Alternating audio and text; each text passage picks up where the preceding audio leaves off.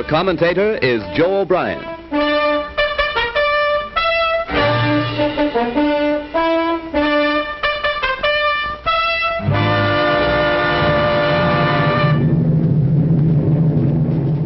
Here is the motion picture record released by the United States Navy of the havoc wrought by the Japs' sneak sky and sea raid on Pearl Harbor, America's mid-Pacific naval bastion.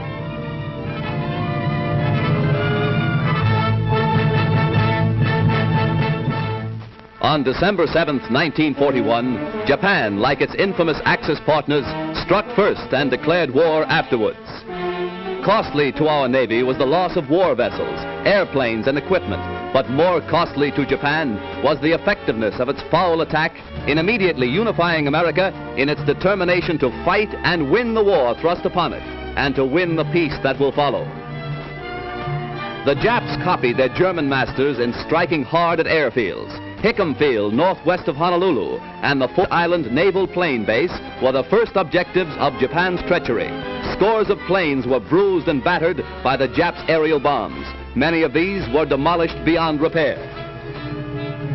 Direct hits were scored on hangars, and these were badly shattered. Equipment and airplane supplies were reduced to smoldering ruins.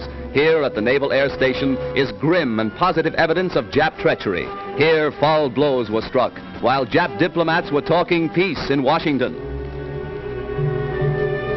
America lost 3 destroyers. Here are seen the United States destroyers Downs and Shaw as they rest on the bottom of Pearl Harbor with decks awash after Jap bombers make direct hits on their decks. First to feel the sting of Japanese steel are the USS Oklahoma and Utah, the latter a 33-year-old target ship.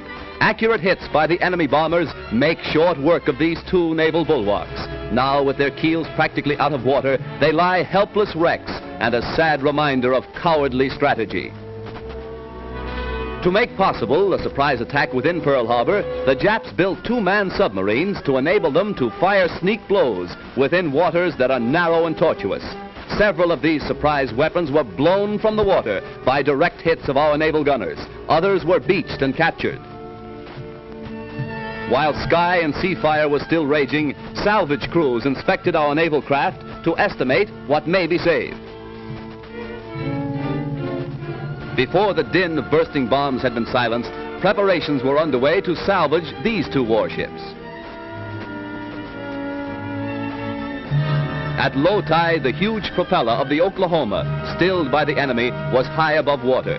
It is believed that the small 2-man Jap submarines carrying dual torpedo tubes were responsible for these 2 losses to our Pacific fleet.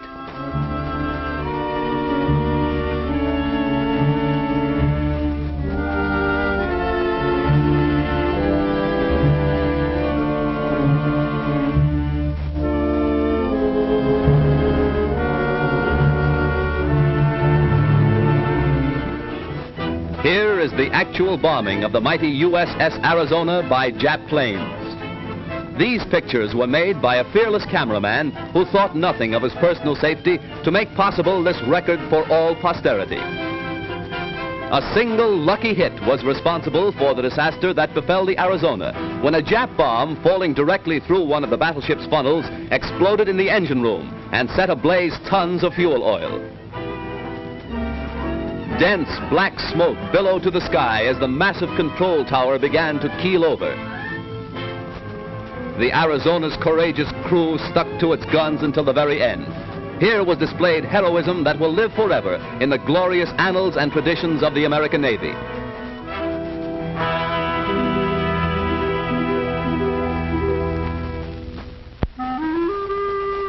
The once mighty Arizona now rests on Pearl Harbor's muddy bottom, a pitiful relic of its former self, a grim monument to the treachery of Japan. The once mighty dreadnought's armor plate is twisted and torn, but the great battleship's control tower still stands, a defiant beacon that in days to come will cast its shadow upon Nippon's very shores. At Pearl Harbor, at Hickam Field, in the bomb-pocked streets of Honolulu, ever is written history. History with a tragic, treacherous pen. History that 130 million Americans will never forget. And in days to come, the Japs, too, will remember Pearl Harbor. Here is a tragic, unforgettable page in the annals of America. Here, the cunning deceit of the Japs will never be forgotten. Here, they hoped to score a knockout before the war began. The Arizona's gun crews, battered and broken, fired to the last, their guns pointed skyward from whence the enemy appeared. The Jap sneak blow cost hundreds of military and civilian lives.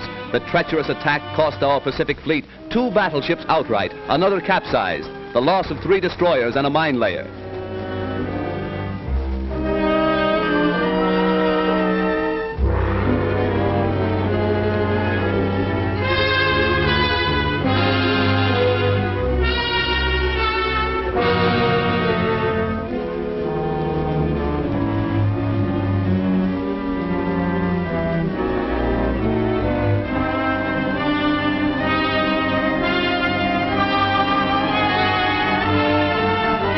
While bombs were still bursting and flames still pouring from our shattered naval craft, a light United States cruiser valiantly moves out to join the fleet and avenge Pearl Harbor.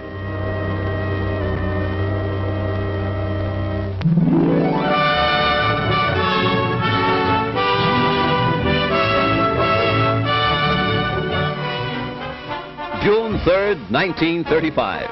The Normandy, $60 million luxury liner, comes to America on its maiden crossing of the Atlantic, an event that occasioned a marine demonstration that will live in history. Whistles blew and sirens shrieked a mighty welcome to the new Queen of the Seas. The famed skyline of America's greatest city formed a fitting background for America's greeting to one of the most stately ships that ever crossed the Atlantic.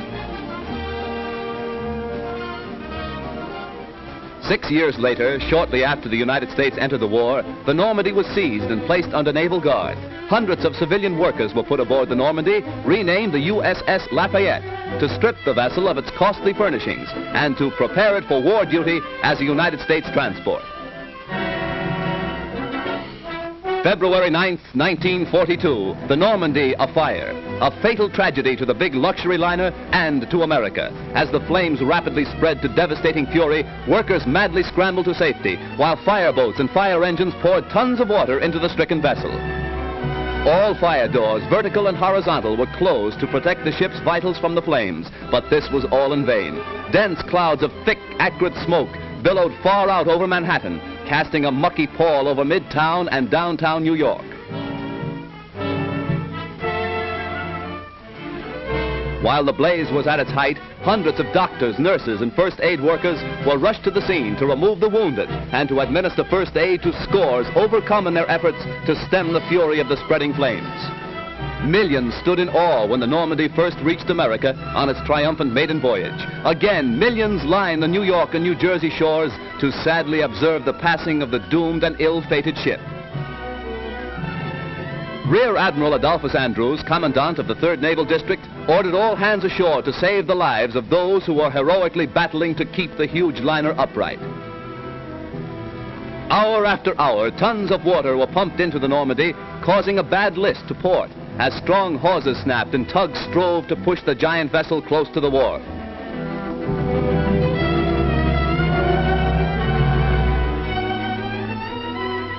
Then, during the night, the Normandy met its final doom, when, with a resounding crunch of ice and a belch of smoke, the 83,000-ton vessel dipped her flame-scarred superstructure into the surface of the Hudson River.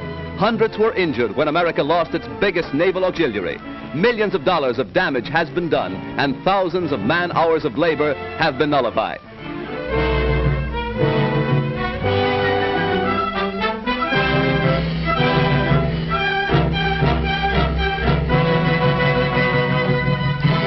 Accident or sabotage, the world may never know. But the fate of the luxury liner Normandy, rechristened the USS Lafayette, is one of the major catastrophes of our day.